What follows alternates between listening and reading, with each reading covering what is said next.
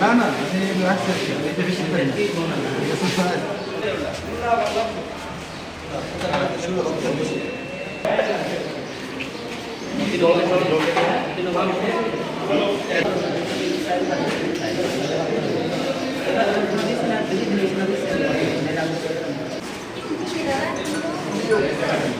আজকে আমরা ভারতের ছাত্র ফেডারেশনে 21তম ত্রিপুরা রাজ্য সম্মেলন উপলক্ষে ছাত্র যুব ভবনে রক্তদান শিবির অনুষ্ঠিত করছি।